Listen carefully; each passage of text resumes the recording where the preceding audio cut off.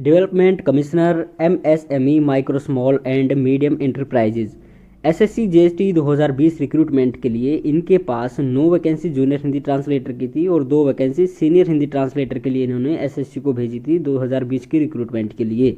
लेकिन जब document verification का टाइम आया, फाइनल वैकेंसीज निकाली गई, तो भाई इन्होंने अपनी वैकेंसी पता नहीं वापस ले ली या फिर एसएससी ने इनको वापस भेज दी। जो भी कुछ हुआ था वो हम आपको नहीं बता सकते, क्योंकि ये भी हमें नहीं बता सकते। अब आगे क्या हुआ, हमने एक आरटीआई लगाई इनको कि हमने पूछा कि आपके पास एसएससी जीएसटी 2021 को जो रिक्रूटमेंट होगी, कई दशकों बाद, कई सालों, 1000 सालों बाद जो रिक्रूटमेंट होगी एसएससी जीएसटी 2021 की, उसके लिए आपने कितनी वैकेंसीज भेजी हैं। तो इन महाशय ने रिप्लाई किया है कि I am to refer to your RTI application regarding the vacancy of junior translator and senior translator reported to SSC GST 2021 and to say that the office of DC MSME New Delhi, कि नई दिल्ली में जो office of DC का office है ना MSME का, तो उन्होंने 3 वैकेंसी यूआर के लिए सीनियर हिंदी ट्रांसलेटर की भेजी हैं। हमने कई सारी चीज़ें पूछी थी कि भाई कैटेगरी वाइज भी बताओ, स्टेट वाइज भी बताओ, और एमएसएमई ने टोटल कितनी वैकेंसी भेजी है जूनियर ट्रांसलेटर की, सीनियर ट्रांसलेटर की।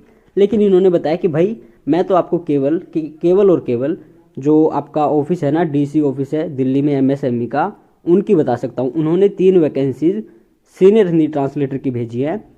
किसको भेजी है भाई, ये उन्होंने भेज दी है एसएससी को। तो एसएससी जीएसटी 2021 जो आपका होगा उसमें इन्होंने वैकेंसीज भेज दी हैं सीनियर ट्रांसलेटर के लिए। हालांकि माना जा रहा है कि भाई सीनियर ट्रांसलेटर की वैकेंसीज डायरेक्ट रिक्रूटमेंट मोड पे नहीं कराई जाएंगी, लेकिन उन्होंने भेज रखी, तो भाई हो सकता है करा भी दी जाए। तो हमने एक फिर से इनको अपील की, कल ही अपील की थी, कल ही इनका रिप्लाई आया था और कल ही अपील का भी रिप्लाई कर दिया इन्होंने।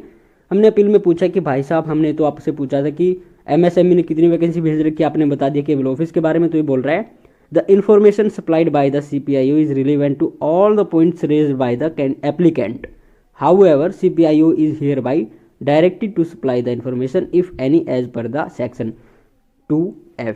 तो भाई इंग्लिश ऐसी झाड़ते हैं कि आपको समझ में ही नहीं आएगी, अनुवाद करेंगे तब भी समझ में नहीं आएगी।